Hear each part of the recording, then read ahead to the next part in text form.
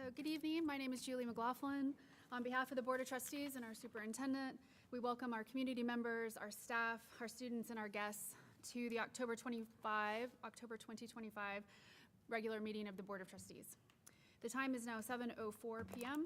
and the board is returning to open session. We are resuming our agenda item at number 4.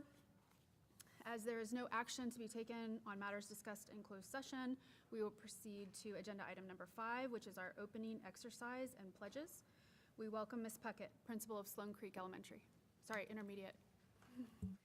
All right, thank you.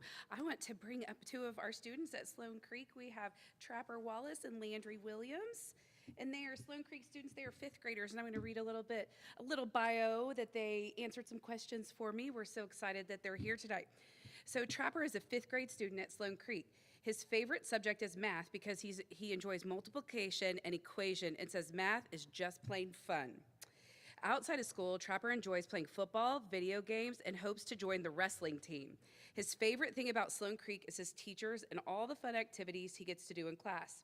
If he could change one thing about Sloan Creek, he would turn the second gym into a wrestling gym so he could practice during PE. Trapper is an exemplary student who sets a wonderful example for his peers. We are so proud to have him as a part of the Sloan Creek family. And then we have Landry Williams. Landry is a 5th grade student at Sloan Creek. Her favorite subject is history because she enjoys learning about events from long ago. Outside school, Landry plays volleyball and loves playing golf with her dad. Her favorite thing about Sloan Creek is how kind everyone is, both the students and the teachers, and how much fun it is to come to school each day.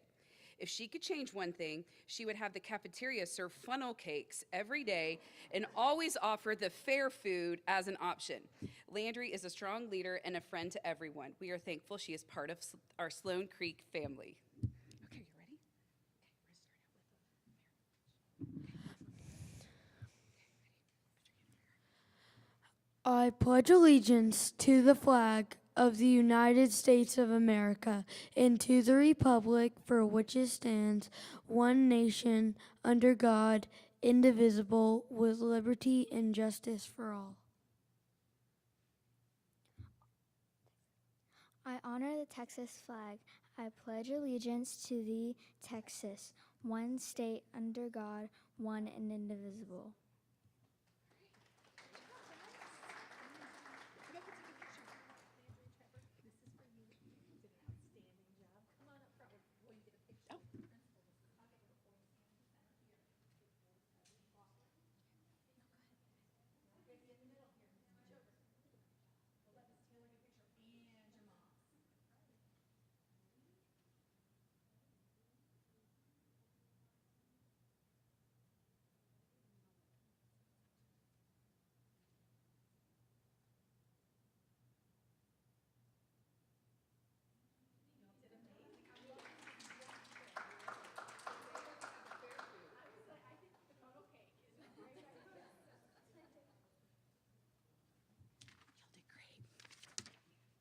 Thank you so much to our presenters. All right, we're going to move to agenda item number 6, which is recognitions. And tonight we will recognize Principal Appreciation Month. Ms. Cordell. Thank you. We are honored to have our principals here with us this evening. I'm going to ask them to come forward. We have Jamie Flemmer from the Lovejoy Child Development Center, Shannon Acosta, Hart Elementary School Principal, Chrissy Wagner, Puster Elementary School Principal, Amanda Puckett, Sloan Creek Intermediate School Principal, Caitlin Eldridge, Willow Springs Middle School Principal, and Justin Wheeler, Lovejoy High School Principal. And these are some of the most outstanding leaders that I have ever had the privilege to work alongside. They do a phenomenal job each and every day, making sure our students learn at high levels, keeping our students safe. And we had the opportunity to have dinner with them and our board this evening. And one of the things we talked about is the number of things in a day that they are responsible for. Everything from, as we mentioned, the safety, the instruction, human resources, student services, operations. It goes on. And they are truly incredible. And our students in Lovejoy ISD do not have an outstanding experience without them and their leadership. And our teachers and staff certainly do not have the experience that they deserve as educators and professionals without their support, leadership, and guidance. So we are deeply, deeply grateful. Thank you, principals.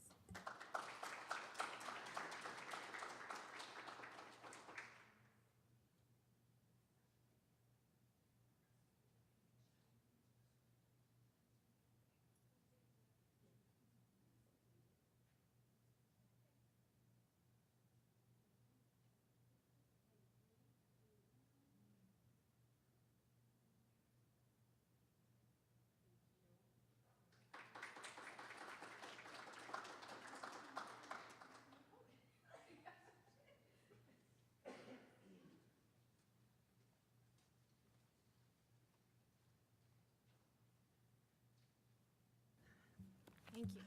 Agenda item number 7 is public comments. Ms. Taylor, do we have any public comments tonight? No, ma'am. All right, with no public comments submitted, we will proceed with our agenda. Agenda item 8, Mr. Owens, would you please lead our invocation? Absolutely. If you would, bow your heads with me. Dear Heavenly Father, so grateful to be here tonight, discerning through your work. And thank you, Lord, for the board here that's serving, the community that comes to support, and all those tuned in online. Lord, we pray that you would give us the ability to discern, make good decisions, and to just take care of our families and our teachers. In Christ's name, amen. Agenda item number 9, notifications. Trustees, your board book for the meeting today contains notifications for public information requests and cabinet reports. Are there any questions or comments on these items? Moving on to agenda item number 10, consent agenda. Your board book for the meeting tonight contains consent agenda items, including prior meeting minutes, our monthly finance report, and other recurring items. Are there any questions on these items or any item that a trustee would like pulled for separate consideration? Hearing none, I will entertain a motion. Move to approve the consent agenda. I have a motion and a second. Is there any additional discussion? All those in favor? Aye. All those opposed? Motion carries. Thank you. Agenda item number 11, we have a celebration of learning presentation which spotlights some of the fantastic teaching and learning happening in our Lovejoy classrooms. Dr. Tinsley. Thank you. I have the pleasure tonight of highlighting our Lovejoy Visual Arts program, and this is really a pillar of the work that we are doing with our students in the areas of visual arts. And we are so fortunate because the team approach that we take K through 12, the outcomes that we have for our students is incredible. So I have the privilege tonight of introducing Mr. Bryce McCasklen, who is our lead for this area. And he is going to lift up the work that we are doing from a K-12 perspective on visual arts. And also, we are also going to be recognizing, we've had 2 recently presidential scholars that we are going to recognize as well too, that are recent graduates of Lovejoy. So I'm going to hand it over to Bryce. Hi, everybody. First, I just want to say thank you for having us. If you know me, I love talking about what our kids get to do. And so whenever Dr. Tinsley told me that I had a couple hours to talk tonight, I thought, man, this is going to be fantastic. On a serious note, I really feel like I could talk about what we get to do 4 hours, and hopefully it would still be engaging, because what we're tasked with and what we set in front of ourselves is really something that I think really aligns with the 2030 strategic initiative. I think that it really aligns with what we want all of our students to gain in every classroom. And it's in the visual arts studio that we get to take their intelligences that come from numerous places and see them come alive and oftentimes catch fire and smolder out, and then we set that fire again. And it's a beautiful, beautiful process. Tonight I was asked to come and talk about the Presidential Scholar in the Arts, which is truly, truly ridiculous and incredible and amazing. And it makes, I've cried a couple times about it, if we're confessing. But really, without knowing the background to get there, it's kind of like talking about a road trip and all you talk about is the destination, which isn't very much fun. And without the work of our K-12 team, none of the accomplishments and outcomes that happen at the high school would be possible. And that's just the truth. And so it's really important for me to acknowledge and thank and recognize my entire team. Tonight we have Lauren Rivera here, who I'm proud is a former student. Miss Amanda Beller, who teaches our art history and studio courses. Brittany Stroud, who is at Willow Springs. Laura Lester, who is at Sloan Creek. Paige Christensen, who's at Puster. And Felicia Armstrong, who's at Hart. Again, without the work that we do very, very intentionally to carve out time and to work after school to PLC together and to collaborate, none of these things would be possible. And so I owe them a huge debt of gratitude for what they give to our kids and our program. So I think the root of what we do is in our mission, and our mission is really aligned with, if you notice, that 2030's initiative strategy. And I think that part of that is we believe that learning and tradition run hand in hand. We want our kids to be able to know the past so that they can be a present creating artist. We believe that the idea of being an artist and the act of being an artist is rooted in process and practice. This is quite different than a lot of places, and I'm going to talk about that in a second. And then lastly, we are committed to exploration and student voice. And I'm very thankful that our principals are here because they can attest the fact that sometimes that exploration and student voice comes in volume. It comes in messes and footprints of clay down the hallway. It comes through all sorts of situations that I think are the best things, because that's when you know that learning has been fun and incredible. Now, our pillars really back up how we achieve our mission, and these are things that really align with what we as a district do, but these are our more specific vocabulary in terms of how we get our artists to achieve. So the first thing is that we know that learning is, well, I mean, it should be a really good time, right? And if kids are having a good time and they're able to do so visually and verbally in writing, then the outcomes attached to it and the memory of what that is profound. We also believe that tradition, so the idea of what's been done in the past, is the only way that we can create students who are ready to make decisions in the future. It's only those students who are able to make action and make decision that's informed, and it makes them more equipped as both leaders and creators. The concept of process and practice is kind of weird here, and we're going to focus there tonight because a lot of art programs don't focus there. Their focus is on product, and I think that it's a flaw. Well, we don't focus on product, which is crazy because we have great product. But I would argue that the reason we have great product is we put our time into the process and practice of creating work. And through process and practice, our students learn to be risk takers. Our students learn to fail. They mess up all the time. Even today, we had quite a few mess ups. But they learn that this isn't a breaker. They learn that this is part of the process. They learn that if you're going to be an innovator, if you're going to be an inventor, that this is part of that action. And so they learn to pick themselves up. And in doing so, that product, that end goal, is something that grows along the way, which is pretty beautiful. So one of the ways that we do that is through exploration. That goes back to the noisy classroom. That goes back to the mess. We want our kids to be hands-on. We want them to be engaged, and we know that they're going to learn better when they are. We believe that student voice is really important to develop people that are not only individual, but people that have a backbone and are able to discuss what they think and also listen to others. We also know that if we teach synthesis, synthesis is the combination of the what, the how, and the why. We do this at every single level. That's a way for our students to talk about what they do. So if they know the materials they're using, how they're using, and why they're using, they are officially an artist. And then lastly, we focus on inquiry. We believe that in that role of questioning and actively discovering things as they create work is incredibly more valuable than simply saying, here's a task, complete the task. Instead, we ask them to be contributors to that journey. We say, what do you think? What would work best here? What do you want to do? And when they say, well, what if I did this? We go, oh, I don't know. Even if we do know. And we go, I don't know, maybe you should try it. It's those what ifs that make great thinkers. Now, if I break that down further, so these are our action items. So it's that belief that practice and process always are going to be over product. And what I mean by that, if we focus our students around this idea that the only reason we're in the studio is to get here and for you to draw pretty or paint pretty, they're going to get really disinterested because not everybody can draw or paint pretty. And regardless of what people say, and I get this all the time at every show, people go, man, there must be something in the water here. Put yourself at ease. There is nothing in the water here. The water is safe. The water is not making the students good artists, nor is it genetic. It is through intention and challenge and asking the students to be a part of something that they are able to grow and create incredible work. Now, we also believe that inquiry-based learning can happen at every level. We don't go through rote processes where the student's artwork looks the same. We ask them to participate. That means that even at the earliest age, kindergarten, first grade, second grade, we're giving them opportunities to take choice and make decisions around their own work, which is profound and wonderful, and it has unbelievable outcomes.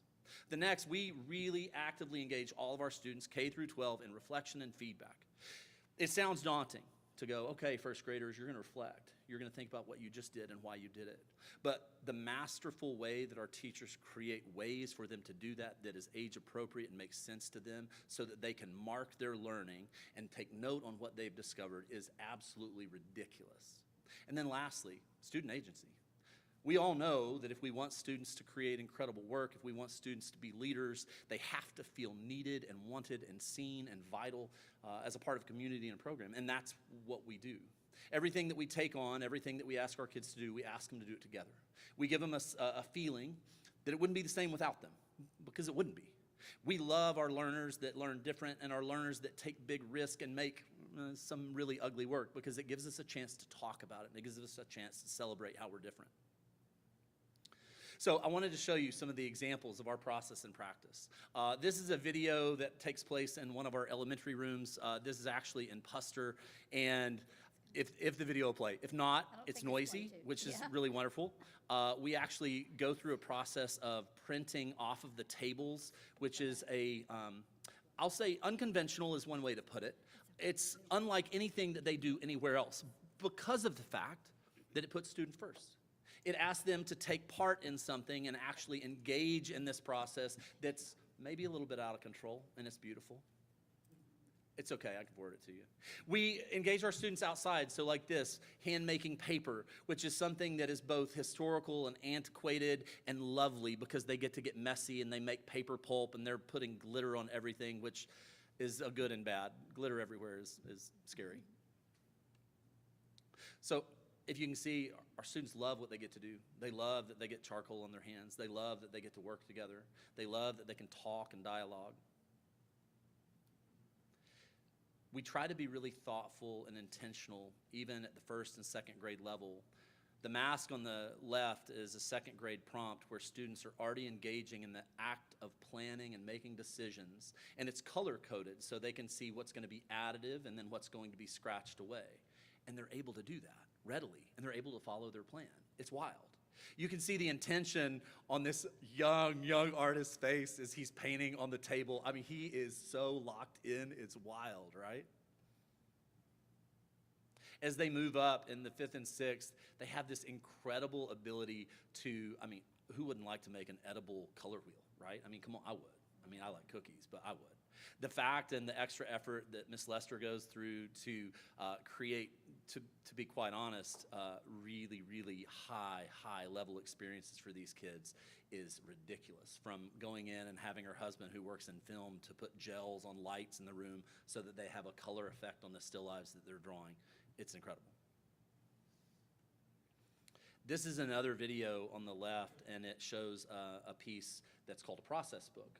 And it's this idea of honoring the process and honoring that idea that we explore and we experiment, but that it has purpose, and that you can take these things that other people might think are kind of castaways, and we use that as a great source of learning. So some people might think it's crazy to allow 6th graders to use spray paint. I would argue that it's actually something that makes them believe that you trust them, and something that makes them go, oh yeah, I can do this. I can use spray paint outside, and they love every minute of it. Here's an example of how that process turns into an artifact of student learning. And this is a journey that they take as they build towards the AP portfolio so that they start making decisions around the most key, important aspects of their journey in a piece. So in an artwork, what important parts are they showcasing that led them to discovery and to the end piece? And this is what they're creating at the 6th grade level. Here are more examples of students making decisions and taking notes around how they're informing their own work. So they're experimenting, but they're experimenting in a way that's very informed. Think of it like a science lab. We're not just giving students chemicals and saying, go mix them and see what happens. We're posing questions that they then have to answer.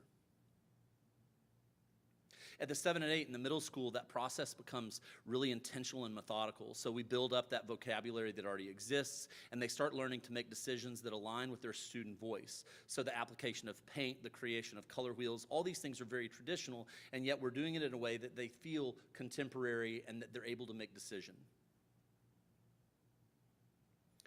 Even here, where you see students relief carving with a gouge on the left, a lot of places would never try this with students because there isn't that reliance and that belief in what we can ask them to do, because it's a sharp instrument.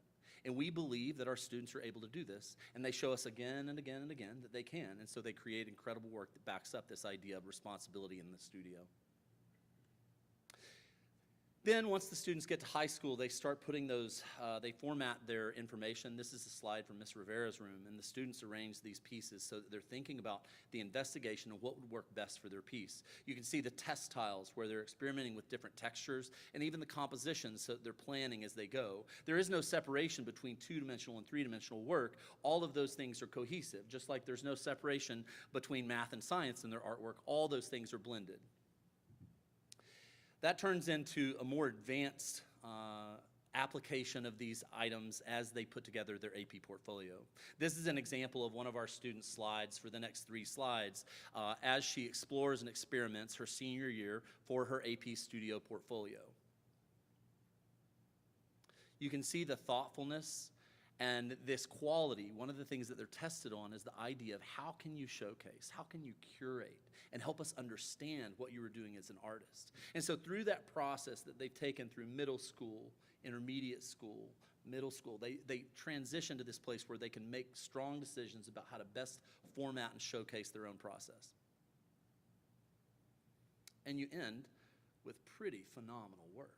Work that, to be quite honest, you won't find in any other high school. Now, when we talk about reflection and feedback, this is such a key, important ingredient to what we're doing with kids because we want them to be thinkers. It's not enough that they're creators. We have to ensure that they're also thinking about how they do it and why they do it. And so you'll notice that even at the 1st and 2nd grade levels, we're asking students to contemplate and show evidence of their craftsmanship and their application. This is absolutely wild.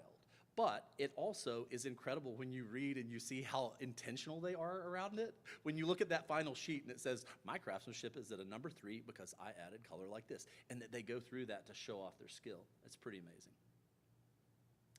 Here are other examples of how we ask students to participate, plan, and also reflect on what did they say they were going to do, and then what did they do? What changes did they make? How did the work maybe pose a problem as they go, and how did they call an audible? The beauty in it is that you can see even how proud the kid is of their planning. This is at one of our shows that we have, and I'm going to throw a plug for it. You better be at the Fine Arts Festival. We have a K-12 evolution show where we show artwork from every grade level. And this young lady showed up to show off her planning. She did not have a piece in the gallery. She had a piece right there. That was her planning. And she wanted her friends and family to see the intention and thought that she put into planning her work, because it's really important for us to honor the work that goes before the product. It gives our students this confidence and this agency and this belief in themselves that I would argue is hard to find elsewhere. I get to do a lot of work with other high schools, and seeing even the belief that our 5th graders and elementary students have in their work. And when you say, oh my God, you're an artist? And they go, well yeah, this is what I do. It brings the most joy in my heart to see these kids bring their family and friends to our gallery so that they can show off their own ideas and thinking. It's nothing better. Here's an image of our gallery, because I feel like to really participate and understand the beauty of this program, you have to see that interaction and how full and robust it is every time we have an exhibition. We have people coming to celebrate students that aren't even their own. I have parents that continue to come to shows, and their daughter has just had a kid and has graduated from nursing school.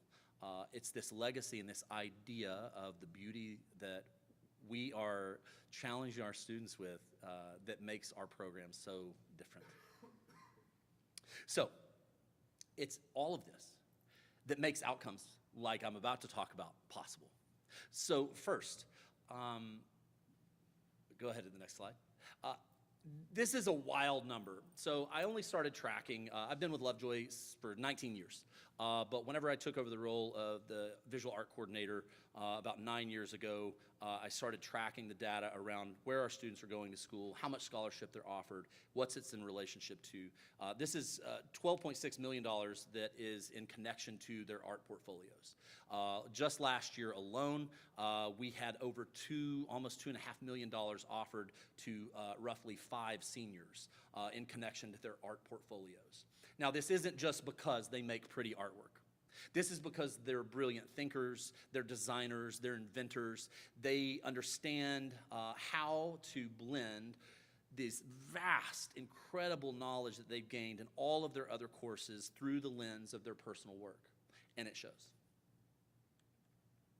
Now, this is another video, and it's okay if it doesn't work, but one of the ways that our students continue to be honored is through the highest level at College Board, an AP Studio.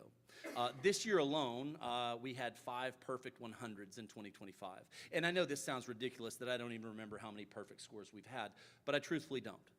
And it goes back to, for me, they all deserve that perfect 100. And so while we celebrate them as they come, it's also something that I don't keep track of. But for record, the perfect scores, there's only a couple hundred every year out of 80,000 portfolios, and 5 of them were from us. We had 5 students in the past that have been featured in AP training materials. These are the materials that are used to teach AP teachers. These are the portfolios that show teachers what is possible at the highest level. We've had 7 students featured as AP portfolio exemplars. These are examples that are featured on the College Board Global Exhibition website, where students and teachers alike can go and see examples of how that student created, how they supported their work, and why they scored the reason they did. Every one of our 7 students has been featured as the highest score possible, which up until a couple years ago was a score of 6 and now is a score of 5. We also have had 8 students. We've had 8 students featured in the Global AP Art and Design exhibition. McKenna Ford is pictured on the left, and she was our last student featured. That was in 2024.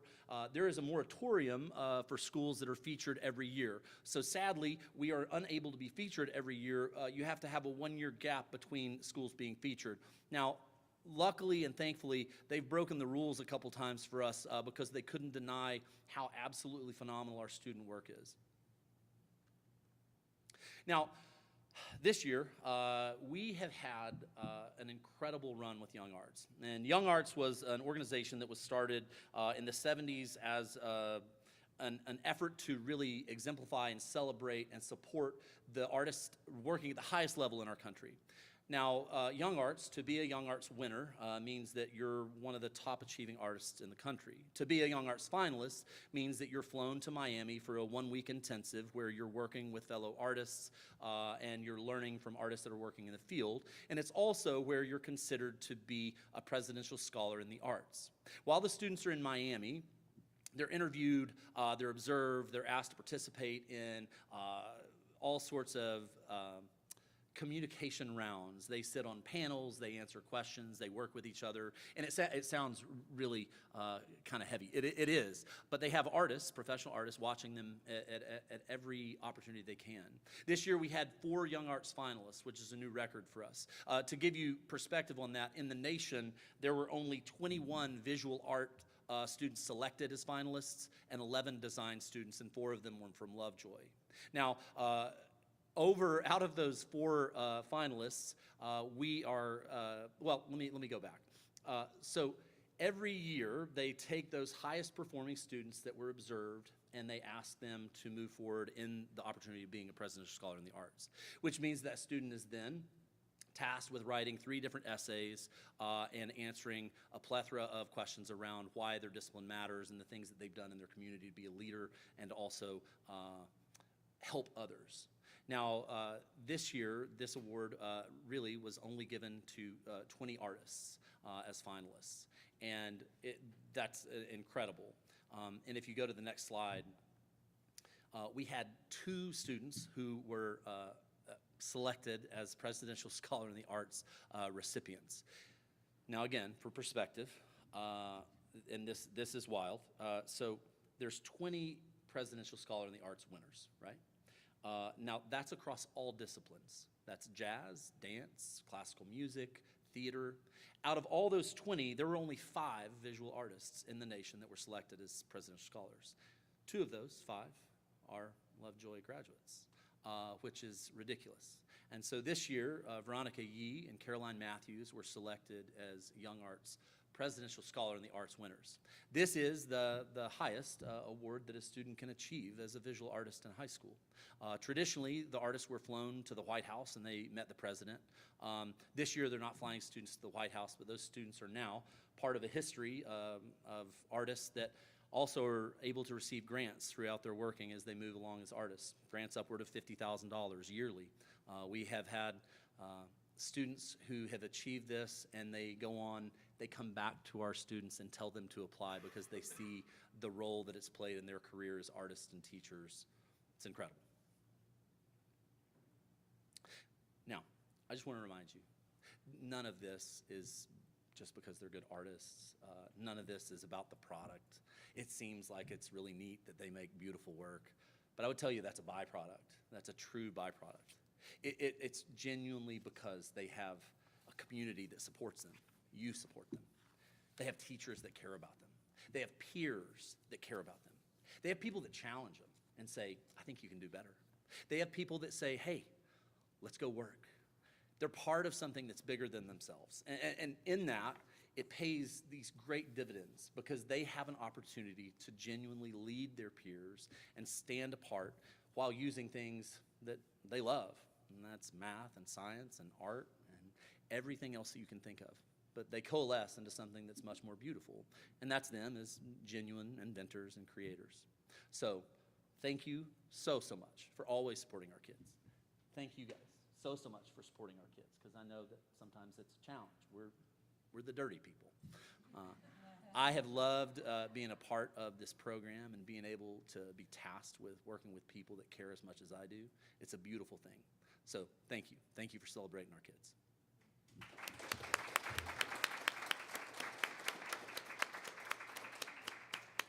Thank you so much. Mr. McCaslin, your enthusiasm is contagious. Your leadership is appreciated. All right. Well, on that inspiring note, our next 2 agenda items are related to our annual goal-setting process. In the month of August, we set district and board priorities and we approved superintendent goals. And in the month of September, we approved HB 3 academic goals. And today we will see how those items flow through the campus and district improvement plans.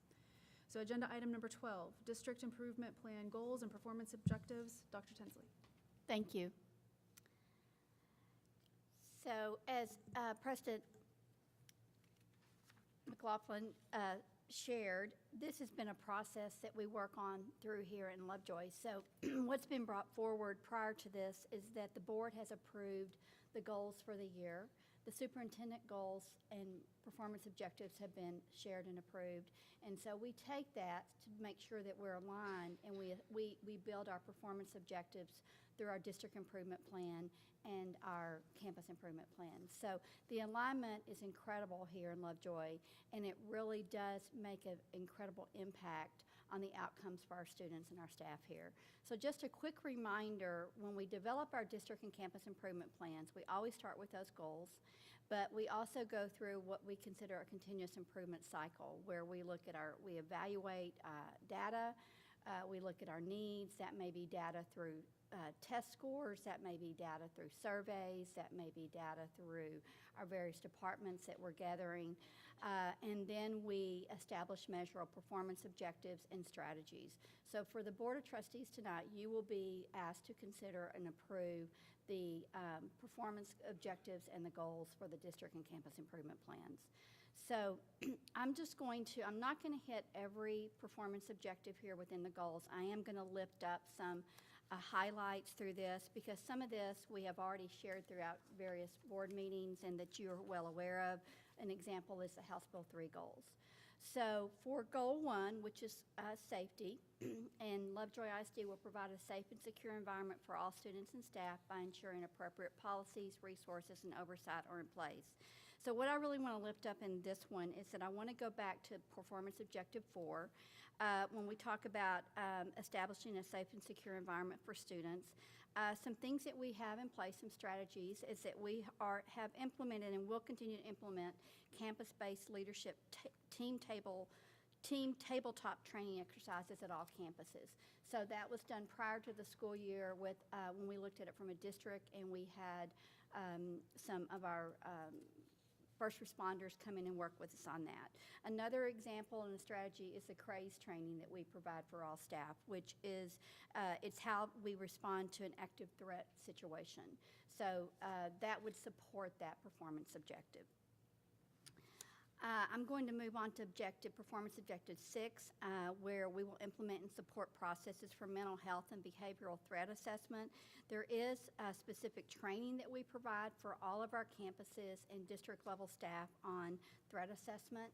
And then we have teams on our campuses that if we do encounter a threat, that they are ensured that they receive support on the processes that they do to analyze that threat and determine appropriate actions.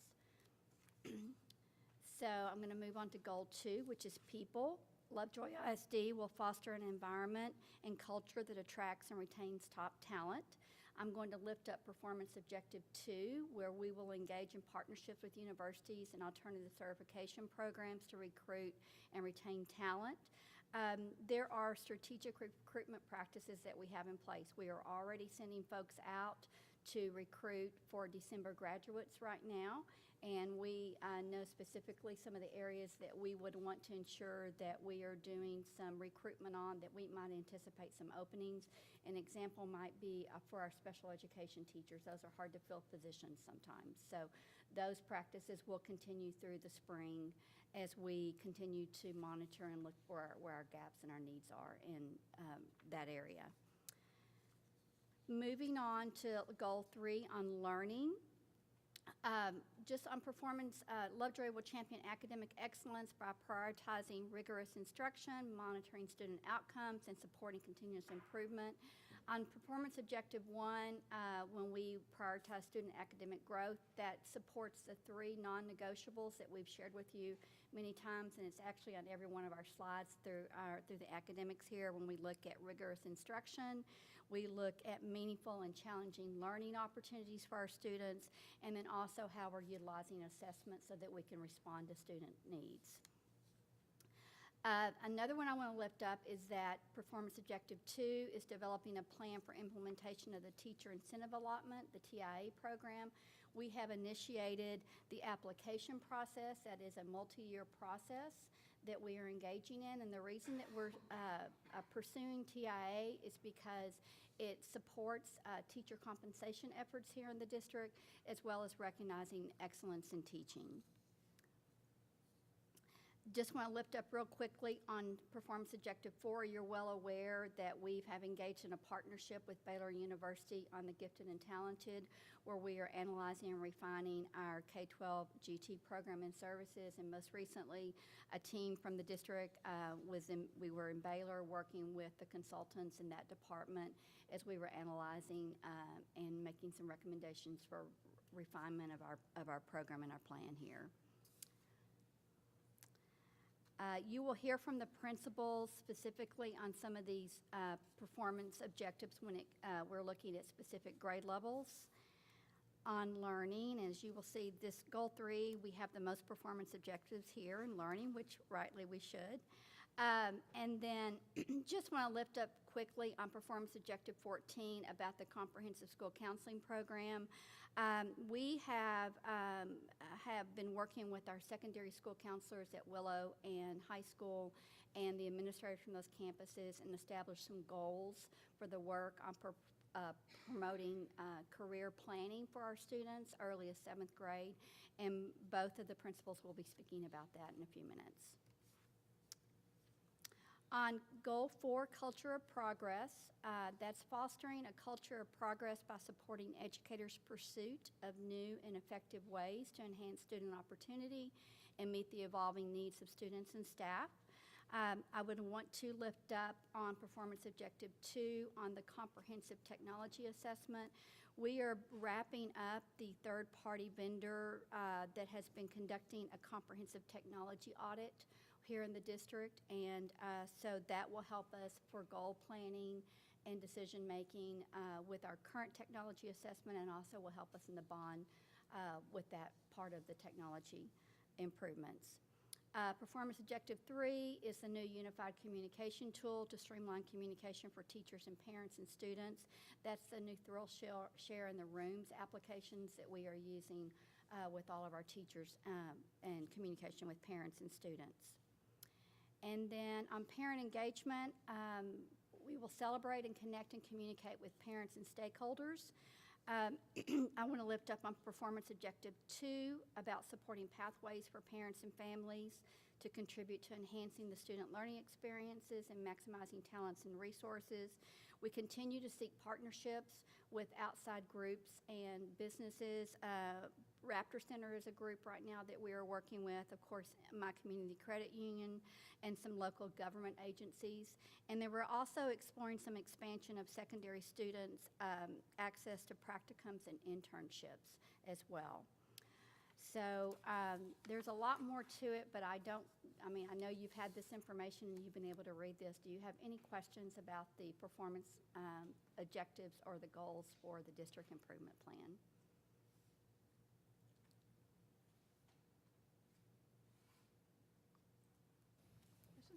So it doesn't sound like we have any questions, but I just wanted to thank you again for the work on this. I can definitely see the board's adopted priorities that are leading the thoughtful preparation of this plan, and very measurable things that we can do to ensure that the goal is ultimately achieved. So appreciate the work that's done on that.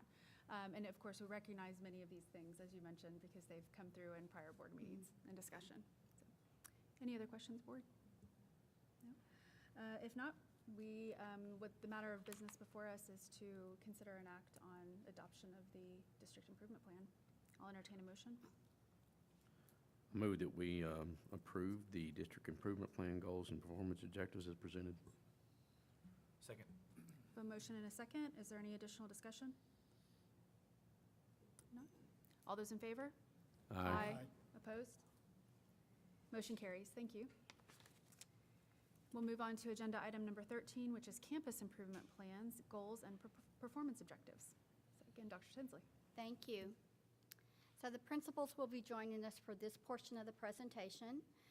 Again, you will see alignment with the board priorities, superintendent goals, the district improvement goals, and performance objectives on the campuses as well. They go through the very same process that we do at the district level when we're conducting a needs assessment, identifying performance objectives, and then ensuring that we have strategies that align with those performance objectives. So we are going to start off with Hart Elementary, and Mrs. Acosta will share with you some highlights. Good evening, Board. As Dr. Tinsley said, our campus improvement plan is strategically aligned with the district goals and the board priorities. What I'd like to do is really focus on Goal 3 and lift a few performance objectives, because what you'll find in the strategies and work we're doing, it also hits a lot of our goals in Goal 2 and Goal 4. The three I'd really like to highlight here is performance objectives 1, 2, and 3, which are STAR-tested grades. Particularly, I want to emphasize performance objective 2 and note that 70% increase from the fourth graders to 85% is from last year's third graders who took the STAR test. So we're looking at very strategically of intervening with our fourth grade students who took STAR last year, as well as providing the supports to our third grade team to provide the results that we need to have yield higher results.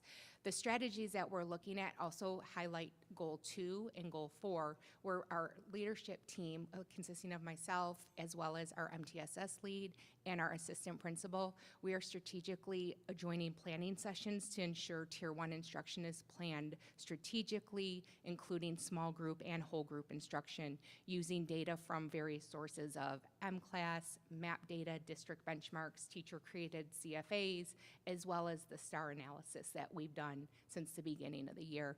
Today, we actually hosted a learning session in collaboration with Puster's 3rd and 4th grade teachers, where our MTSS lead led the group in the morning through the constructed responses from last year's STAR, where our teachers actually developed the success criteria in order to lead further planning and discussion that will happen on November 3rd during the Professional Development Day. In the afternoon, we had focused a lot of strategies on small group math instruction targeted on data and specific gaps that our students are seeing, as well as designing well-constructed stations that meet the rigor of what we need. With the constructed response professional development we provided, it also showed how writing across the curriculum in all content areas was lifted, both in math and science. We've also partnered with our STEM coordinator, who's been coming out and planning with our grade levels to ensure that we have that science standards being met at the rigor, so that when they move to 5th grade, they're able to perform high on that science STAR test. So the overall strategies we are using is a collaborative nature that's data-driven, targeted to small group instruction, which is hitting all of our performance goals in both 2, 3, and 4. Thank you.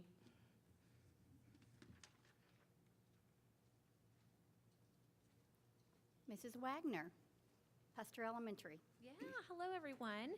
So like Ms. Acosta said, we are partnering very closely with HEART this year. I want to specifically look at Goal 2, Objective 1 for Puster. So that's where we're talking about the retention of staff and really providing our staff exactly what they need. So very much like Ms. Acosta just said, we are providing professional development to our teachers in a very targeted manner. So being very succinct with our MTSS lead, and she's going in and providing professional development to our groups of teachers that's differentiated. So where does a kindergarten teacher need to be provided support right now for the current kindergartners that she's servicing and providing instruction to? So today was a perfect example of kind of that alignment and on-the-job professional development and coaching that's being provided there. That is also a way that we are providing this within Goal 2, Objective 2 for Puster specifically. So we have implemented a PLC process at Puster, and we're just continuing that momentum from previous years. But our PLC process is very data focused, and so our teachers are coming together and they're breaking it down data, but then we're also using those as opportunities to determine what our next steps are. And through that might be coaching or professional development, because we want to continue on the journey of where our students are now and where do we want them to be. So that's an area of focus at Puster this year specifically. And then for Goal 3, which is our learning objectives or our kind of student achievement, just like Ms. Acosta said, 4th grade reading and writing is an area of focus at Puster. Our students left and went up to Sloan Creek at the level that we wish were higher, and so we're providing some support and coaching in that grade level and then that targeted area too, really breaking down our STAR assessment and determining what is the difference between our 3rd grade performance as they move to 4th grade, and then of course as they rise to Sloan Creek. So our 4th grade ARLA scores are an area of focus for us as well. And then in addition to that, we've got a cohort for Goal 3, Objective 3, which is our students with disabilities.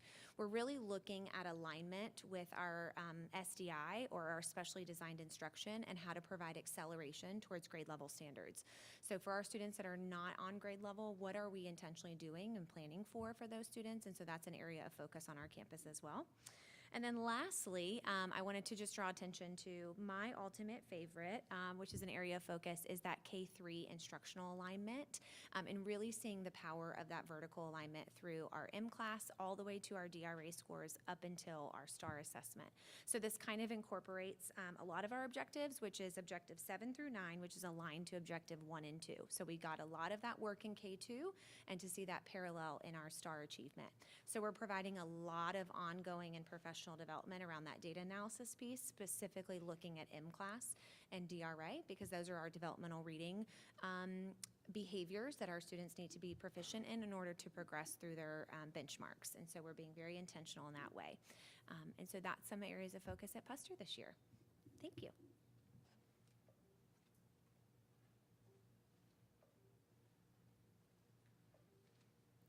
Mrs. Puckett, Sloan Creek. All right, well, I'm going to focus on goal 2 and goal 3, and then I'm going to just touch on one thing in goal 4 that we've added this year to Sloan Creek that I'm excited about and the way we've partnered with our parents. So for goal 2 is just building those relationships with our staff and maintaining for retention is, in addition to our district mentoring program, we launched something called Leopard Launch, where it's for our brand new teachers, first-year teachers, or new teachers to Lovejoy. So it is an opportunity where we get to build those relationships once a month with our teachers, with those new teachers, just to kind of get them familiar. Lovejoy is a special place. And so we want to highlight all the special things about Lovejoy and what makes us so unique. So it's an opportunity for us to connect with those new teachers to the district or our brand new teachers and kind of giving them the things that are up and coming. Like, oh, be on the lookout, maybe next month something might be happening next month. So just to kind of build that relationship and that they've got a community of friends and colleagues that they can bounce ideas off of, a safe place to ask questions. So we're excited that we've kind of added that to our campus this year, called Leopard Launch. And then I added where I'm meeting with our team leads to build capacity with our team leads. And once a quarter, we're doing a one-on-one, and it's just a time where I can build a relationship with our team leads. They can come to me and ask questions, and we can and I can give feedback, so that we're really building that capacity to enhance our PLCs and make them as efficient as possible. So if we move on to goal 3, which is learning, math and science, you'll see, is just still a very high priority at Sloan Creek this year. So we have a resource that we are using called PINDA Science Resource.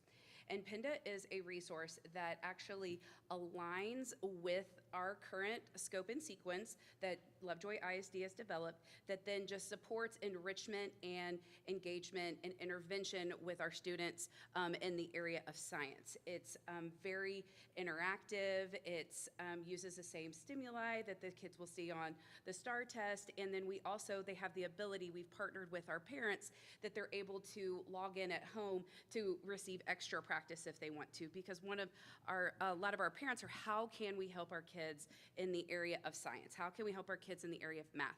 Well, this is a great opportunity where they have a resource at home as well that they can partner with and get some extra practice with science. We also have a Think Up resource, which is for extension and intervention for our reading and our math. We have a new instructional coach and an MTSS lead that she is there. She's been wonderful. She is helping support. She's even pulling some small groups and working with some of our students. She's working through coaching cycles with our teachers and is in PLC and really supporting our teams, which we're excited to have that new addition to our campus this year. We also incorporated Leopard Time back into our master schedule, which has given us a great opportunity to be able to really focus on that intervention and extension for all students. And so there is no time, it's not a busy work time. They actually all have a purposeful and meaningful activity that each kid is doing during our Leopard Time, or it's an opportunity where our teachers can pull a small group for students that might need some extra support. So we're excited to have Leopard Time back at Sloan Creek. And then just to touch just one little thing on goal 4 is that what we added a parent academy this year. We scheduled it about 3 weeks into the school year. We know that the jump from the elementaries to Sloan Creek is a big jump for our families. And there's Google Classroom and grades, and the expectations are high. And so we did a parent academy where we invited our parents to come in the evening, and we kind of just gave them an overview of all things Sloan Creek. So just to try to make them feel more comfortable and kind of get them acclimated into Sloan Creek, which has helped build that partnership with our parents and our stakeholders and our community. So, thank you. Mrs. Eldridge, principal at Willow Springs, will present on the campus improvement plan for Willow. Good evening. I will be lifting up some of our performance objectives from Goal 2, 3, and 4 this evening. At Willow Springs, we're strengthening the growth, retention, and instructional capacity of our staff through a very specific student-centered coaching model. This year at Willow Springs, this looks like each department lead has an additional period in their schedule that they are utilizing to coach and support both veteran and new to Willow Springs teachers. These leaders include Joseph Washburn, Heidi Gambrell, Laura Rogers, Jenny Perez, and Zach Paxton. They're using this time to impact the campus by providing feedback, coaching, teaching alongside teachers, and collaborating to strengthen instructional practices. This model is fostering a culture of shared learning and growth where no teacher is teaching alone, struggling alone, and every educator has a teammate on campus to walk alongside them. These leaders are also meeting with me once per quarter to look at our tools for student progress monitoring and develop plans for individual students across the department to support their success. In Goal 3, you can see on those slides, we've updated all of our percentages, both for social studies, as we'd already achieved our goal for 2025. We've now expanded on that target and increased our percentage. Also, I'll lead you to look at our science goal. What I want to highlight here is that each teacher at Willow Springs has developed a professional goal that includes writing across the content. What this looks like in every classroom is that teachers are writing weekly and daily with students in every content area. This goal is actually tied to every teacher's professional T-test evaluative goal for the year. What this looks like, if you have a middle schooler in science, please take a moment to ask them about their science journal. It's just one example of how teachers are writing across the curriculum at Willow Springs to support every one of these academic goals. For Goal 4, Culture of Progress. Our counselors are building a performance objective to support middle school knowledge of college and career pathways. This supports the work of the high school counseling goals as our students move to the next level. An example of this is going to be our My Community Credit Union Reality Fair coming up this January. If your middle schooler has ever asked you about a certain career pathway, and you wonder if that supports the certain lifestyle that you think they're wanting in the future, well, they're gonna get their chance as an 8th grade student this January.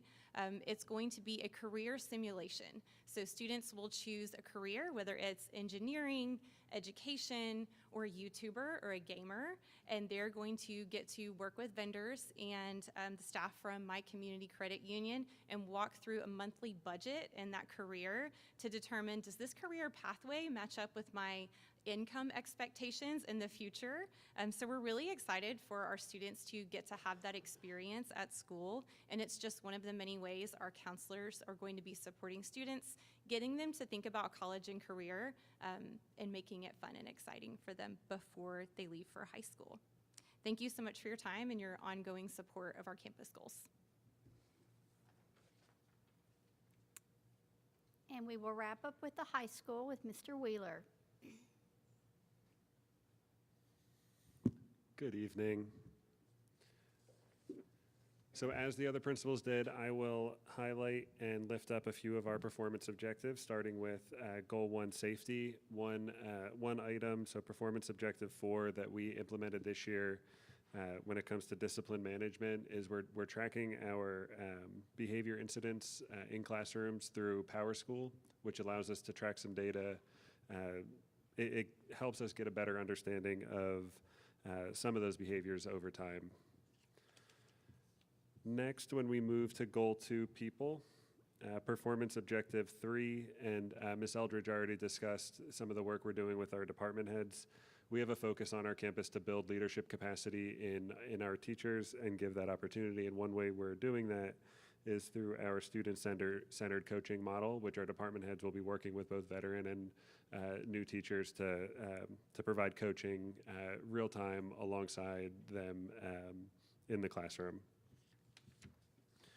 When we move to Goal 3, learning, performance objective 5, one of our goals is to improve our percentage of students that meet grade level or above on the STAR Algebra 1 assessment, and will increase from 41% to 50% or higher. And I know I was at this podium and talked about some of our scores last year, and that was one of the areas that we identified some growth.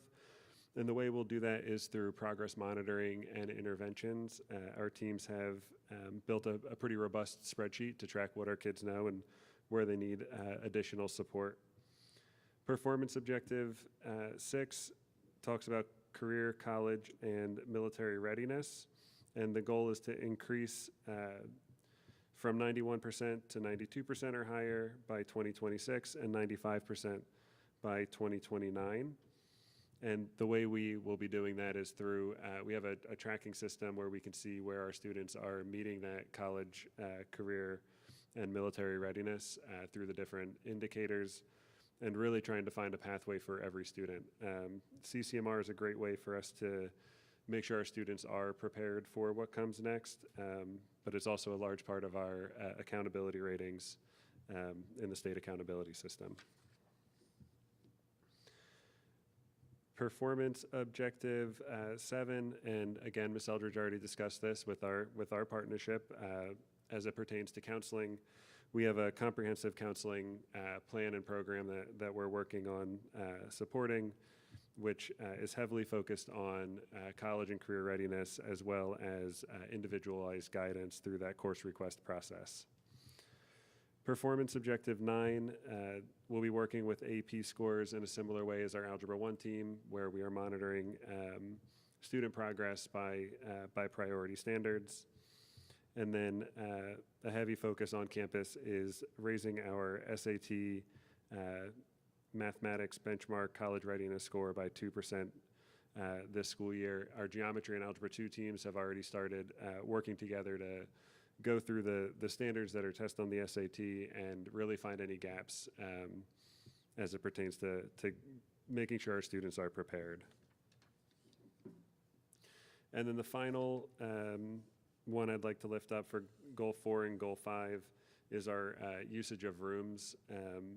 We are working to just build that rooms program out in a more robust way at the high school. Our teachers have it set up to sync with Google Classroom. That was step 1. We started with our sports programs, and now we're sending out templates that they can send to parents and really build that comfort level in utilizing the program. And thank you all for everything you do to support us and for celebrating us tonight. That was really sweet. Thank you. As I was teasing them that to make sure that they felt really appreciated, they could come forward on the board and present their goals to us. We time this every year. Wonderful. But thank you for the time that put into these plans. I know it's just a snapshot of what you handle on a day-to-day basis. Board, are there any questions?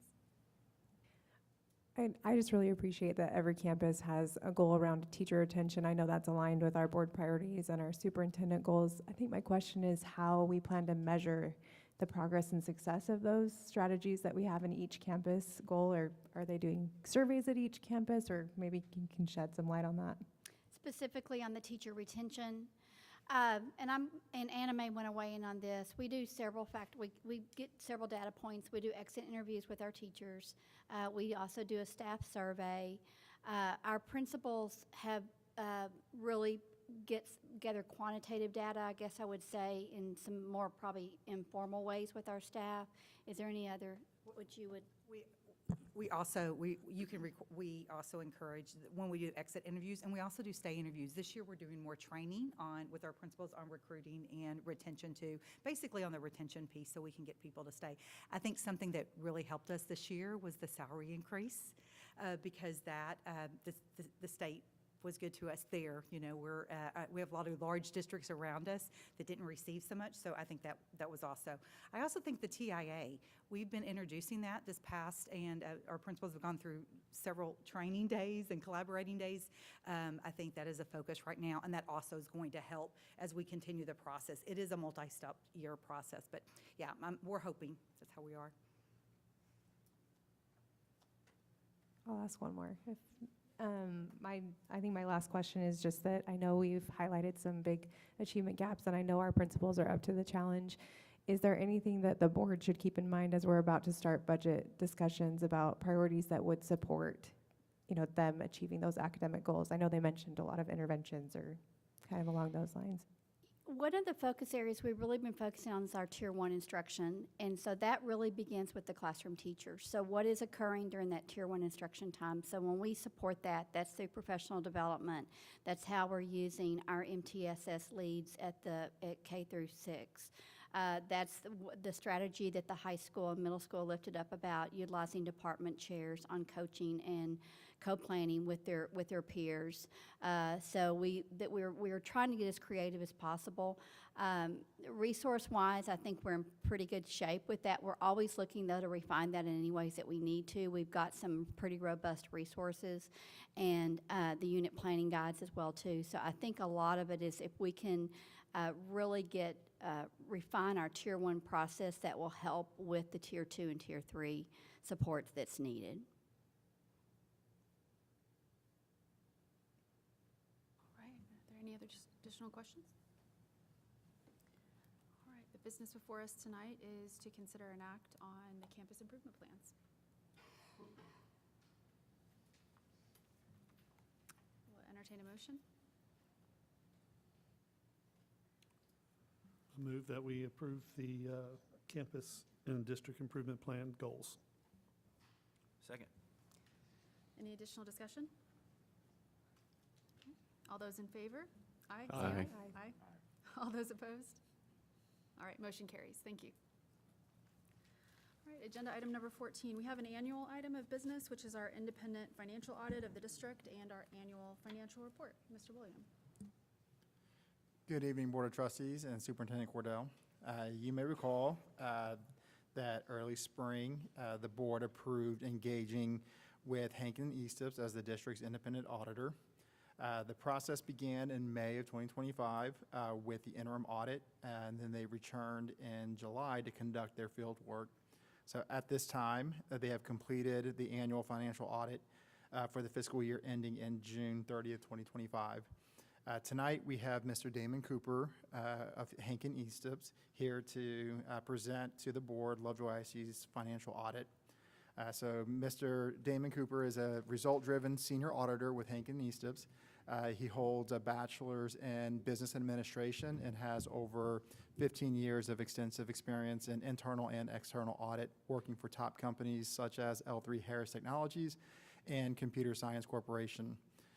His internal audit experience includes governmental accounting standards, government regulations compliance, financial statement assurance, and operations and programs audit. Damon was an experienced associate at a top Big Four accounting firm, PricewaterhouseCoopers, working with major healthcare industry clients to ensure financial statements were accurate and complied with all industry regulations. So, Mr. Cooper, thank you for being here with us tonight. I'll hand it on over to you to present on the audit. Thank you so much, sir. Good evening, everyone. I want to thank you all for your time today. I thank you for another year of allowing Hankin Eastips to be your district auditors. Hopefully, I won't take up too much of your time tonight if you got a long agenda going on here, but I want to present to you what you have in front of you is the annual financial report for the year ended June 30th, 2025 for Lovejoy ISD. Please, as I go through this presentation, feel free to interrupt me with any questions that you may have. What we're going to do is we're going to jump right in and we're going to flip over to page 3. This is going to be our actual independent auditor's report. It's essentially going to provide our conclusion or our overall opinion on the audit. I'm going to take your attention to the second paragraph there. In the first sentence, saying that in our opinion, the financial statements were presented fairly in all material respects, the respective financial position of the governmental activities, the discretely presented component, unit, each major fund, and the aggregate remaining fund information of the district as of June 30th, 2025, in a long way of saying that we're reporting a clean audit with no findings from a financial statement perspective. At this time, I did want to stop and thank Mr. William and his team for all of their hard work and assistance through this year and this audit. Everything was provided to us in a very effective and efficient way that we were able to get through what we needed to for this year. One quick item on our report that we're adding this year is an emphasis of matter. There has been a change in an accounting principle that we're reporting in our financial reports going forward. It's actually as of or effective for any years beginning December 15th, 2023. So it's going to result in a prior period adjustment to net position from last year, but I'll get into that in a little while here. But it's basically, there's a note that we have in our report, note 16, that has a lot of details that we'll go over as well once I flip back there. But it's GASB statement number 101, and it's around recording a liability for compensated absences.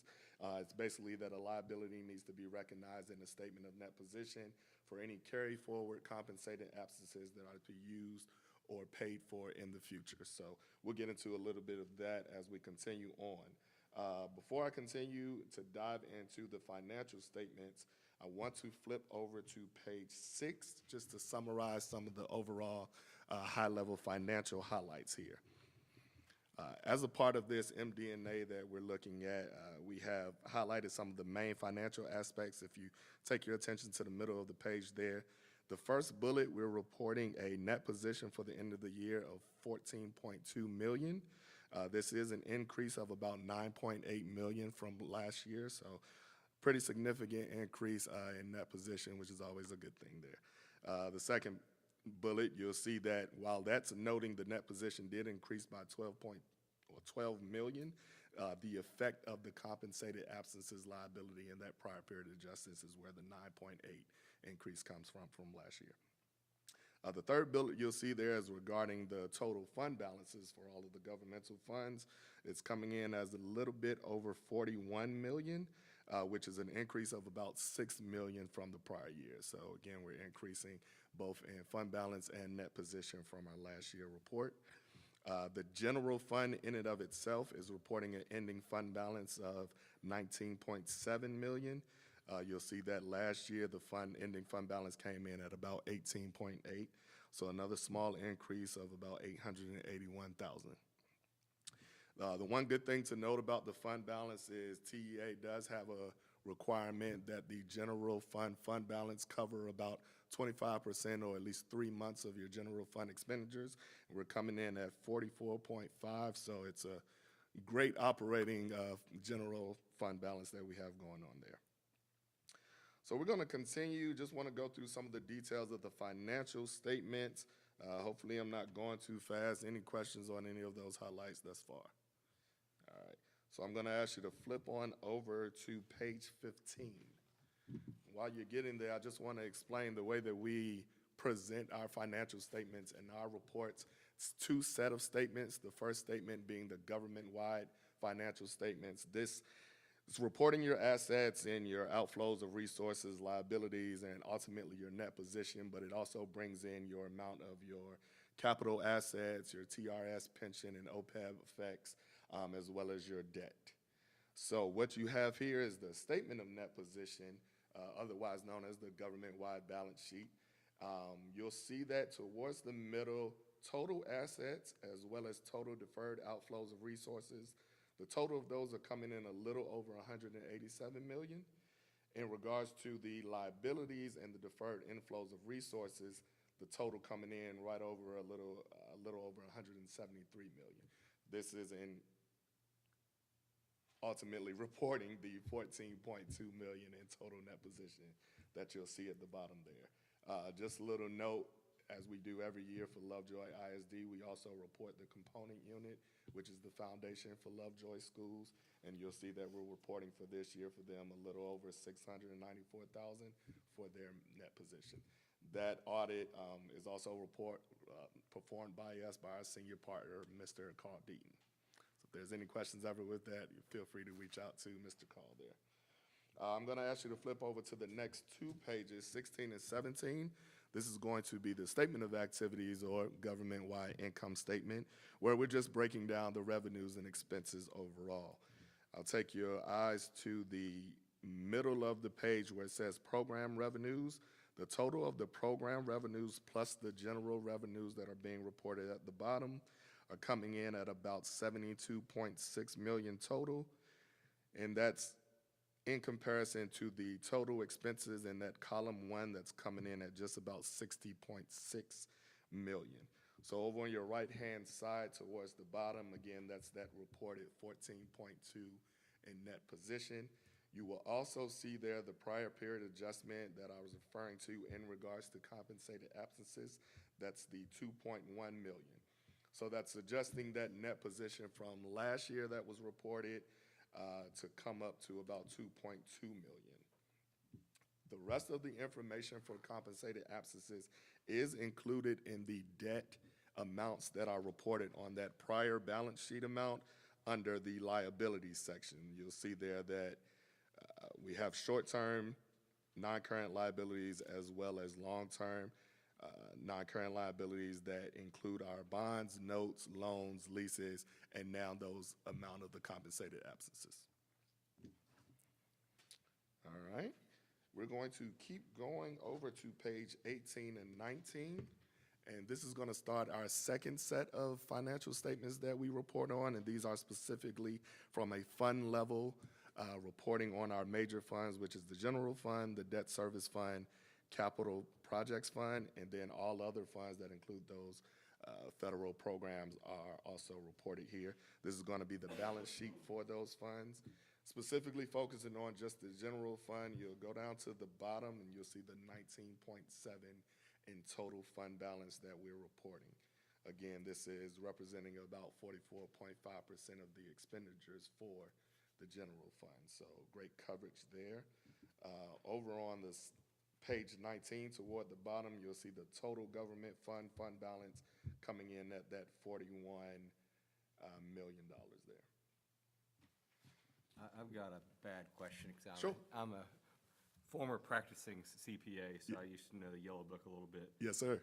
On the total fund balances on page 19. Yes. It totals 41 million. How do you reconcile that with the 14 million on the prior page? Yes, so we actually have on page 21, we report that reconciliation of just that total fund balance of the 41 million getting down to the 14 million in that position. So it's basically bringing in the effect of any capital assets and the accumulated depreciation, any amount of bonds payable and premiums, interest that was accrued, as well as the effects of the TRS pension or net pension liability and net OPEB liability, then property tax revenues and any deferred charge on bond refundings, and lastly, that amount of that new compensated absences liability. No problem. All right, so we're going to continue on to page 22 and 23. And this is going to be the last major financial statement to note here, and this is going to be our fund level income statement or statement of revenues and expenditures, where we're just breaking down again that general fund and the total governmental fund balance. Specifically with the general fund column there, reporting general fund revenues came in consistent with prior year at about 45 million. And then total expenditures for the general fund, slight increase of about 1.1 million, bringing it in at about 44.2.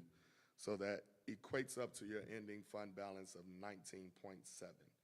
I did want to bring the attention to the debt service fund and note that a significant increase in the net change in fund balance from last year, a significant increase of about 5.7, and that's just due to some pay down of debt, as well as the revenue that was reported for the debt service fund. So the overall net change as reported on that next page was about 6 million, resulting in the 41 million ending fund balance for your total government funds.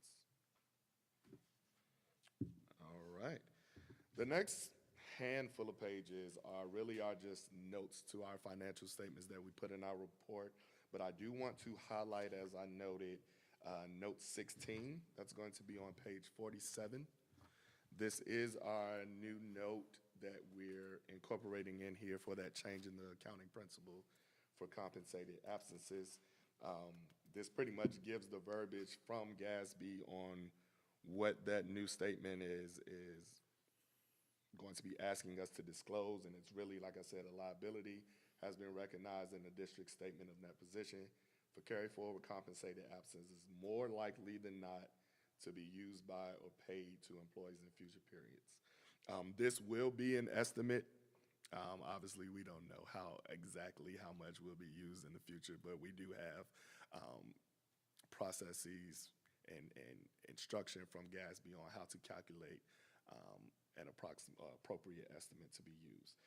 You'll see that we also note in here that prior period adjustment and how we came up with it, the net position from last year reporting at 4.4, the prior period adjustment there we're including, and then the resulting net position for last year coming up to 2.2. All righty. So one quick detail to review before I jump into the single audit aspect of our audit. If you go over to pages 72 and 73, we always just like to highlight our schedule of delinquent taxes receivable, noting that for the school year under audit 2025, the current year tax levy came in at about 50.5 million. And that's going to give us an ending balance as of June 30 of delinquent taxes of 1.1 million. All right, any questions before I get lastly to our federal program section and the single audit? More of a general right. question. Yes. You mentioned this earlier, but Yes.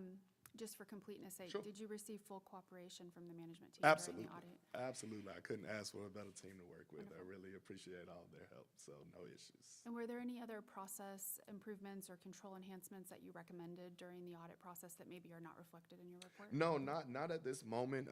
Everything was smooth with all of the items that we asked for. I think all of the ways that Thomas and his team and the rest of the school district is handling and reporting all of the transactions were really good.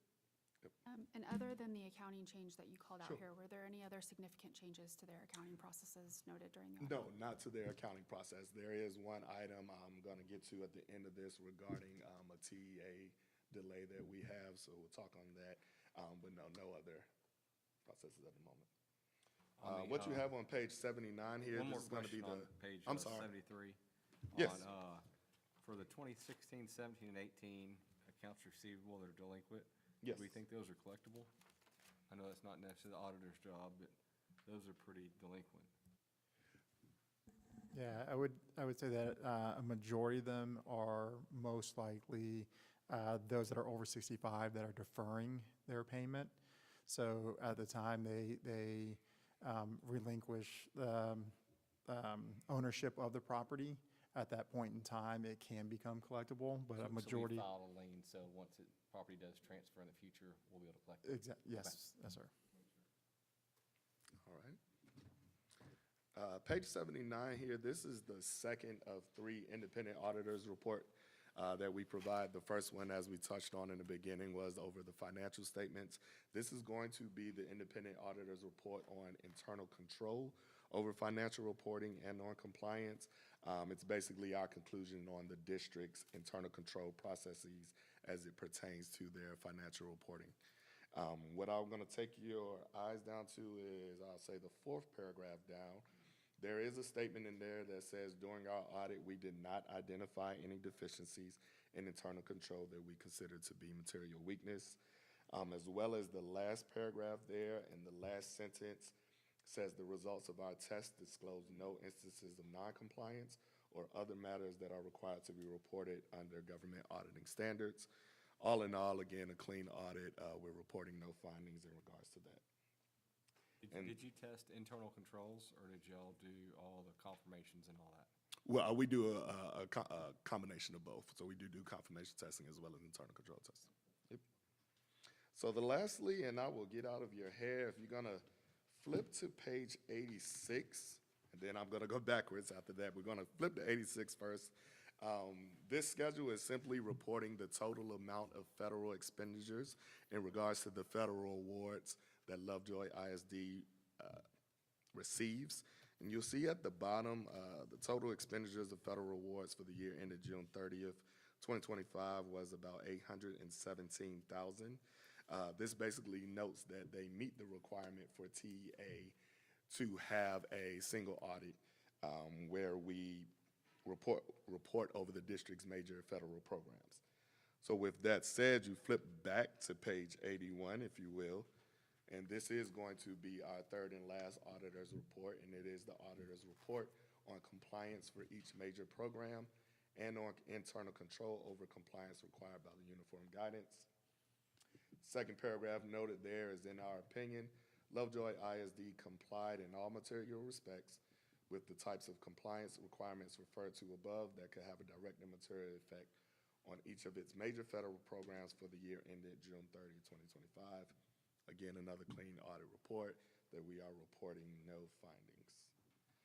With that said, it brings to a conversation to have in regards to a TEA update that they literally just came out with, I'll say maybe a month or two ago. Right now, the TEA is experiencing two aspects.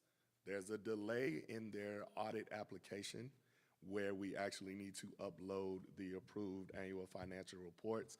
I think they're going through an upgrade right now where because of that, they have extended the due date for all AFRs, specifically June 30th, from November 27th to February 2026. So giving us a long range of date there to get this report uploaded. The second item, and it's more pertaining to Lovejoy, is for any school districts that require a single audit, which Lovejoy did, there is a related OMB, or Office of Management and Budget compliance supplement that is released every year that drives the requirement for our single audits. So all of the requirements that were touched on in the statement on the report on page 81, all of our testing and our audit is based on those requirements in this compliance supplement. That supplement has not been released for 2025 yet, and because of that, they are not allowing any single audit reports to be approved and uploaded at the moment. So we got a kind of a twofold stand on a delay in finalizing and completing this audit. From our perspective, we've done all of the work. Audit has been completed, presenting the reports to you. There is a very, very lower than low risk that the new compliance supplement that is going to be released has any changes and requirements than what we used in the 2024 one to produce this audit. So it's really an action for the board that will have to come back to actually physically approve this report that's been presented to you guys today. So I know there's been some discussion already with Thomas about that, but I'll leave that into your hands. We're welcome to come back whenever that date is scheduled to have it fully approved. That's all I have. Thank you for that. We're pros at managing the changes coming out of Boston. So Right. We hear you on that. Absolutely. Okay. Are there any final remarks or questions on the audit?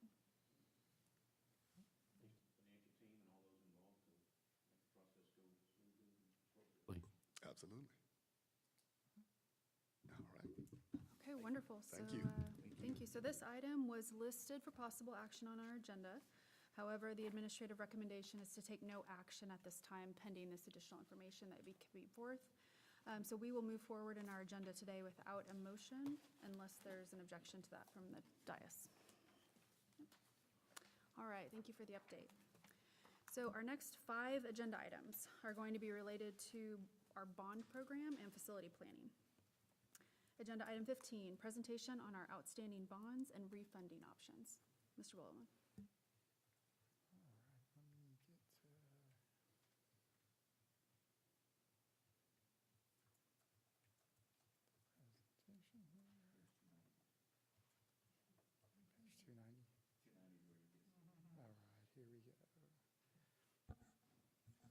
All right, good evening, Board of Trustees, Superintendent Cordell. So tonight, we're going to be presenting on a potential refunding opportunity of the district's callable outstanding bonds. So currently, Lovejoy ISD has 4 bond series that are callable. And those series are the Series 2013, 2014, and then we have 2 series that we issued in 2015. One was a refunding and one was for school buildings. Additionally, the district has the 2016 series that will become callable on February 15th of 2026.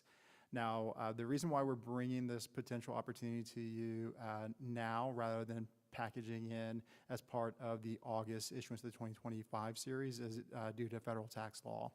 So under federal tax law, the 2016 series, which becomes callable on February 15th, we can only refund those bonds within 90 days of the bond becoming callable. So which means we can refund anytime after November 15th of 2025. So what we have here is looking at the different series. So instead of looking at one series and potentially refunding on one series. We're looking at these 4 different series from 2014 to 2016, and we're cherry picking. We're picking from the maturities of the years which are at interest rates of 5%. So you can see here highlighted that we have 1, 2, 3, 4, 5 different options within the four bond series.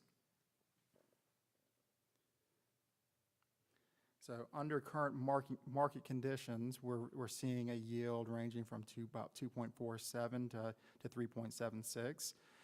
So we would look at, based off of the current market conditions, on refunding those different maturities that would result in an interest cost savings.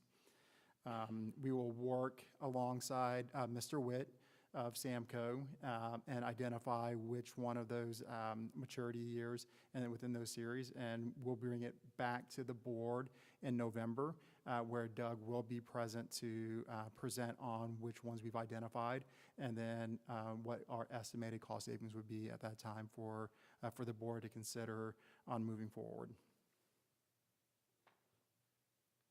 So when we look at based off of what we know right now in the current market conditions and looking at those different bond series and those different maturities, we're looking at, so the overall callable bond amount is roughly $63 million.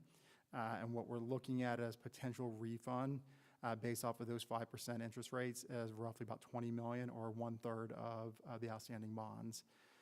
Based off of conservative current market of a range of 2.87 to 3.98%, we're anticipating that the district would save approximately $2 million total in interest cost.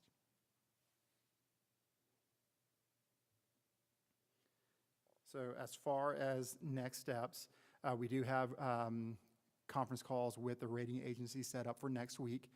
You may recall that in July we had ratings with S&P of a AA minus, and then with Moody's with a AA2. With the permanent school fund guarantee, that would bump us up to a AAA rating under both scenarios. And then, as I mentioned before, the November 17th board meeting, Mr. Witt will be here or one of his associates to present for you to take consideration of possible action to approve and order authorization and the issuance of the refunding bonds. And then in early December, we would go ahead and do the bond pricing and lock in the interest rates. And then at the end of December, we would do the closing. Now, we'll continue to monitor. So if the market changes in any way that would not result in any savings to the district, we would definitely not move forward with refunding, and we'd postpone until a future date.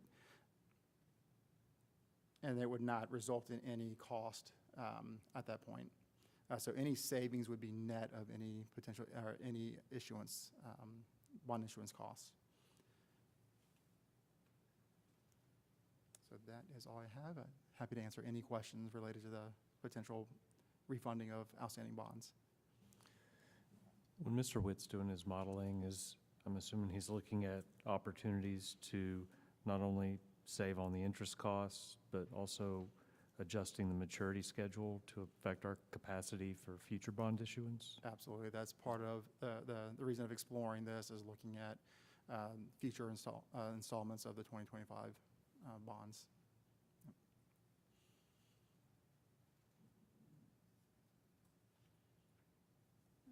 Certainly appreciate the work to make sure that we are minimizing our interest costs that we pay and managing our overall debt load. So thank you for that. So I understand this was just a presentation today, no request to the board, and we'll come back at our future meeting for that type of action. That is correct, yes, ma'am. All right. Thank you for that update. We'll move on to item number 16, which is a bond project update presentation. Mr. Percival.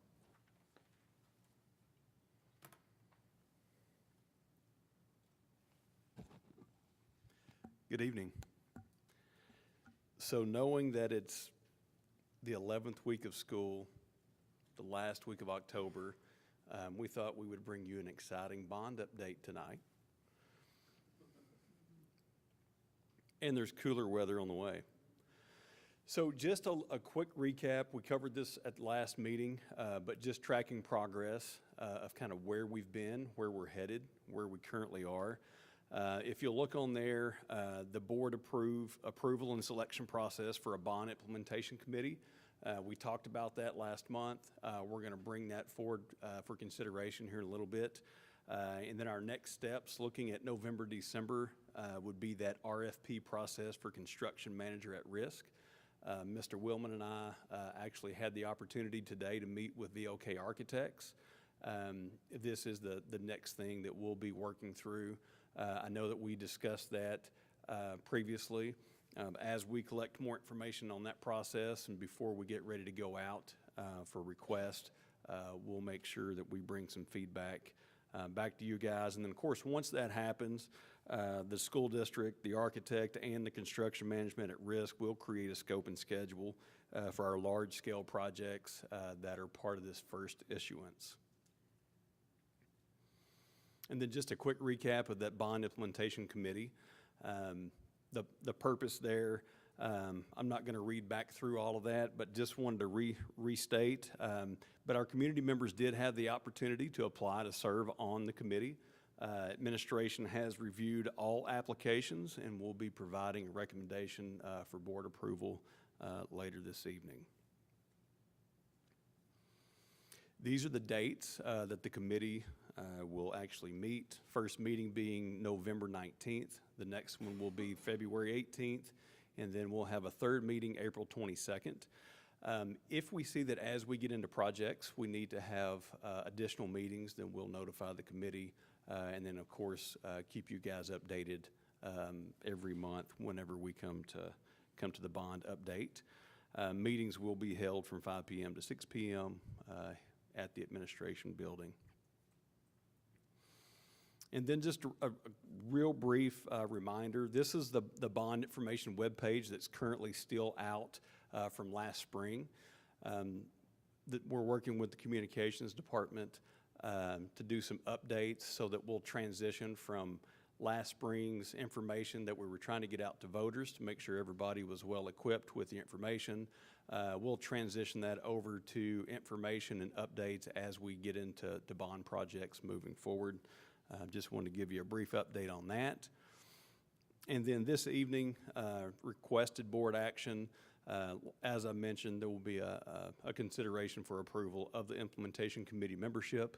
And then we're also going to bring forward some projects that will be funded both through the 2025 bond as well as the 2014, which was the 2024 issuance. Any questions on that? All right, hearing no questions, I think we're ready to move to agenda item 17, which would be to consider an act on funds from the 2024 bond issuance. So if you recall, as part of the 2025 proposal that went to voters for the bond, Proposition C contained work over within Leopard Stadium. One of those projects was for the resurfacing of the track. That was not successful. However, the track continues to degrade, and we've got to have a plan to help bring basically revitalize the track and put our athletes in a safe position, both now and in the future. And so if you look at that, the recommendation tonight would be to move forward with the replacement, resurfacing of the entire track and the field event areas, with the total not to exceed $650,000. And this is just a summary. You do have some information there in front of you that's a little bit more detailed, and I'm certainly happy to answer any questions or provide additional information. Are we hiring, if that's approved, will we hire the track resurfacing direct? Sir? Are we basically acting as a general contractor on that one? That's correct. Okay. Yes, sir. I was kind of amazed at the stat you had in here that the track is 19 years old and has exceeded its 8 to 10-year life. I would say that's the case. Isn't that something? It has been repainted, but it was just paint.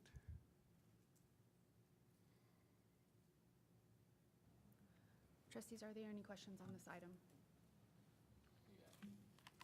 Today, the action in front of us is to consider an act on the use of the funds from the 2024 bond issuance for the LHS track surface revitalization. So moved. Second. I have a motion and a second. Is there any additional discussion? Hearing none, we'll proceed to a vote. All those in favor? Aye. All those opposed? Motion carries. Thank you.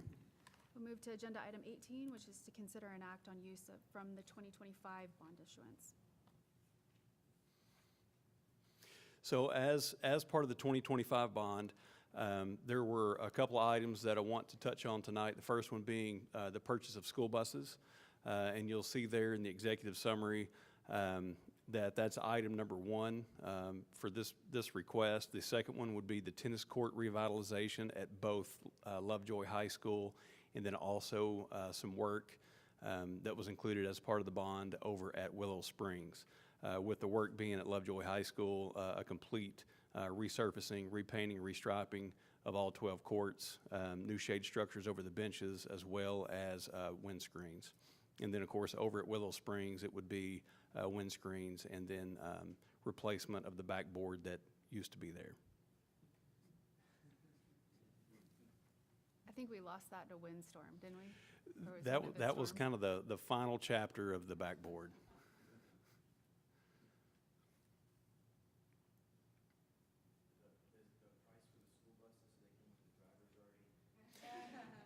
You know, we're working with the contract, or we're working with the dealer on that.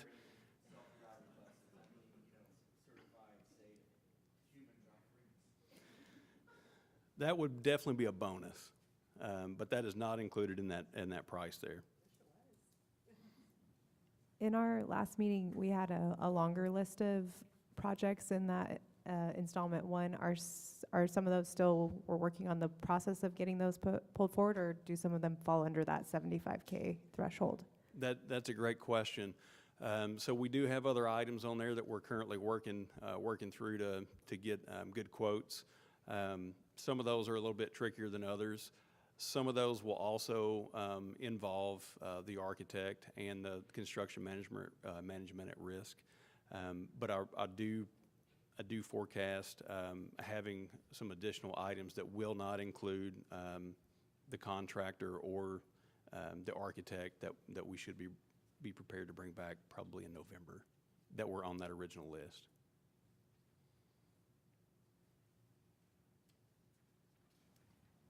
All right, Board, the business in front of us is to consider an act on the use of funds for the 2025 bond issuance, and that would be a school bus purchase, as well as a tennis court revitalization. The amount listed there. So moved as presented for the 2025 bond funds for both of those items. Second. A motion and a second. Is there any additional discussion? Hearing none, we'll proceed to a vote. All those in favor? Aye. Opposed? Motion carries. Thank you.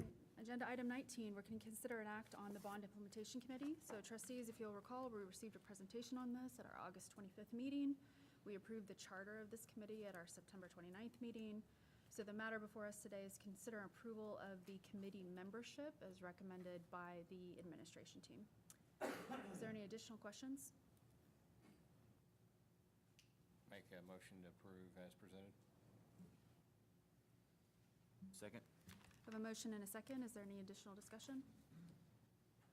Hearing none, we'll proceed to a vote. All those in favor? Aye. Opposed?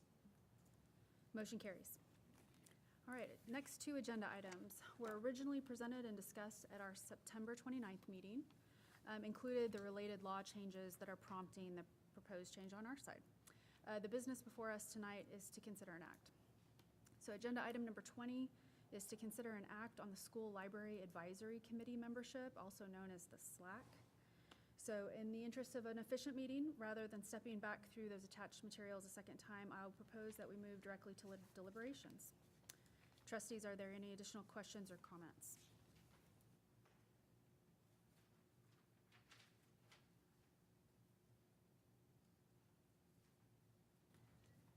If there are none, we can entertain a motion.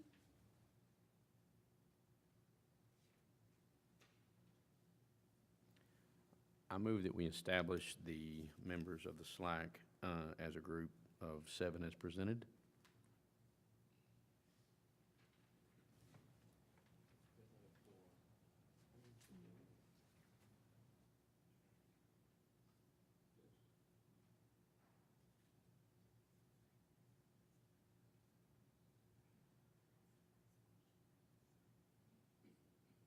In addition to that, to supplement that motion, the non-voting members to be comprised of a classroom teacher, librarian, school counselor, and an administrator for a total of 4.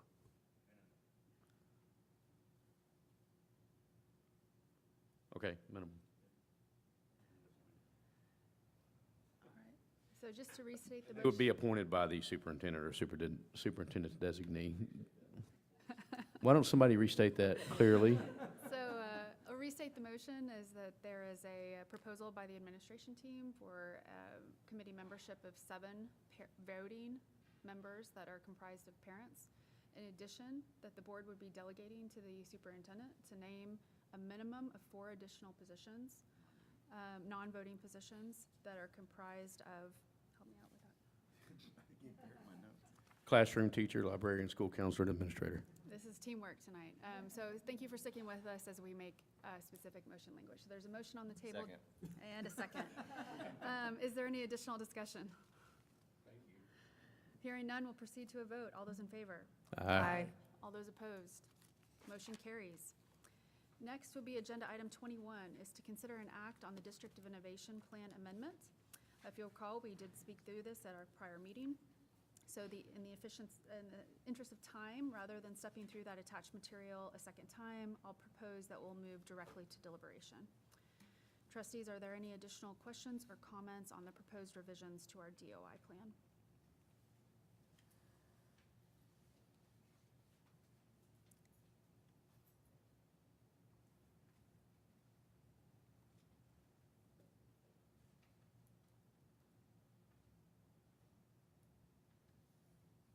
My only comment is I'm sure it'll be adjusted multiple times in the next 3 months and 4 months. That's very speculative, sir. Is it- Need a motion, or do we just sit for? Do you want to go? We don't need to name them, but no. So the business on the table is some proposed amendments to our DOI plan to best comply with some of the law changes. The administrative recommendation is in your packet. I move that we approve the exemption recommendations to the District of Innovation Plan as presented. Second. We have a motion and a second. Is there any additional discussion? Hearing none, we'll proceed to a vote. All those in favor? Aye. Opposed? Motion carries. All right, board, as we come closer to the end of our meeting tonight, we have a few announcements and updates. Agenda item 22 is superintendent announcements. Ms. Cordell. Thank you, board. We had such wonderful celebrations today regarding our students and our presidential scholars that were recently named. And our students continue to do amazing things academically, in the arts, and athletics. And just when we think the calendar is full, October is when it really gets packed. So we have some exciting things coming. We want to congratulate our boys and girls cross-country teams for earning their way to the UIL state competition once again. These incredible student athletes will run in Round Rock on Friday morning. So let's make sure Coach Littlefield and Coach Kelly and our runners know that everyone in Lovejoy is cheering them on. Band has advanced to area marching contest. Their prelims will be this Saturday at noon in Melissa. Volleyball begins their playoff run versus Hallsville, and they will play on Saturday in Athens. On Saturday, we also have robotics hosting their first VEX tournament of the year at our high school. That tournament will start at 8 a.m. and run till about 4 o'clock p.m. So if you can, stop by. All are welcome. It is a great thing if you have little ones that might be interested in participating in robotics someday to see what is going on and the amazing things our students are doing there. And then our Lovejoy High School Student Council School is hosting their annual Veterans Day celebration dinner on Tuesday, November 4th at the high school. You do not need to have a high school aged child. You can be anyone in the community. You don't even have to have a Lovejoy student to join us. We really enjoy the opportunity to connect with our veterans, hear their stories, and one of my favorite things about the event is just what incredible hosts our high school students are and the way they really personally connect and thank our veterans for their selfless sacrifice. So please RSVP and join us. That information will be out on our social media and in our weekly newsletter. We are also celebrating Lovejoy High School student Noelle McGill, who has been named a 2026 Coca-Cola Scholars semifinalist. This is an exceptional honor. Out of over 107,000 applicants across the country, there are only 1,238 students that are named, which makes Noelle she is 1% for being selected in academic excellence, leadership, service, and school and community activities. So Noelle, thank you for embodying the Lovejoy tradition of excellence in all of those areas. This past week, we also celebrated our National School Bus Safety Week, and we want to give an extra special thank you to our amazing bus drivers who do so much to get our students to and from school safely, in addition to all of these activities that I was just mentioning, because that does involve travel. And then we also want to encourage our parents and community members to apply for our Lovejoy 2030 strategic planning. That will actually take place in January and February. It will be about a 2.5-day engagement, so not a tremendously long commitment, but we need their voices and presence and engagement as we set the course for Lovejoy's future. So we encourage everyone to apply for that by October. I'm going backwards, October 31st. Thank you very much. So as we close our meeting tonight, I just want a few items to share. Since our last meeting, our wonderful district held our first inaugural homecoming parade. And just on behalf of the board, I wanted to extend our sincere thank you to the staff, to all the coaches and group sponsors, to our school marshals for the absolutely tremendous amount of planning and detail that it took to pull that off and pull it off safely. I want to extend our sincere thank you to the Heritage Ranch community for the offer of utilizing your wonderful space, and a thank you to our parents and our community members who came out to celebrate the kids. We're really pleased with the event. Thank you for doing that. Just one last thank you to our principals and all of our Principal Appreciation Month. To our community members, if you see your principal this week, make sure you tell them thank you. We are tremendously blessed to have them in the district. The board's next regular meeting will be on Monday, November 17th.